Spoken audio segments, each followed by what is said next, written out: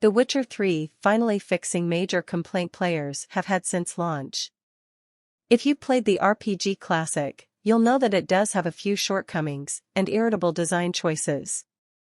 For example, there's way too much fall damage in the game, which wouldn't be so bad if it wasn't so easy to fall, especially when using Roach.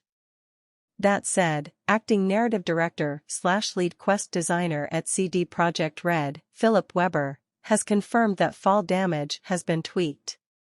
How much it's been tweaked, Weber doesn't say, but it must be a meaningful improvement if he felt the need to highlight it on Twitter. The Witcher 3 Wild Hunt is set to hit PS5 and Xbox Series X, S on December 14.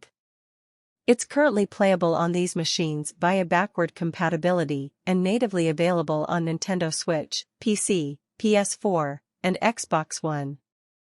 The Witcher 3 Wild Hunt is a story-driven open-world RPG set in a visually stunning fantasy universe full of meaningful choices and impactful consequences, reads an official blurb about the game from CD Projekt Red. In The Witcher, you play as professional monster hunter Geralt of Rivia tasked with finding a child of prophecy in a vast open world rich with merchant cities, pirate islands, dangerous mountain passes, and forgotten caverns to explore. And here's everything in the free upgrade.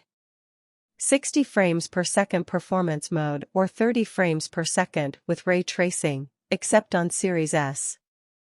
Haptic feedback on PS5. Over-the-shoulder camera and photo mode on PC. Cross-save between PS5, Series X/S, and PC. Button shortcuts for sign magic. Map filter to remove flood of symbols. Option to have minimap disappear while on horseback or during combat. Bigger subtitle fonts. Questline for acquiring gear inspired by Henry Cavill's Geralt portrayal in the Netflix series, RIP. Optional Netflix-style costumes for Ciri, Yen, Triss, Dandelion, and Nilfgaardian soldiers, LOL. Other, more granular graphics options, updates, and bug fixes. The world is in chaos. The air is thick with tension and the smoke of burnt villages. The fearsome empire of Nilfgaard has struck again, ravaging the helpless northern kingdoms. The once mighty who tried to use Geralt for their own gain are now gone.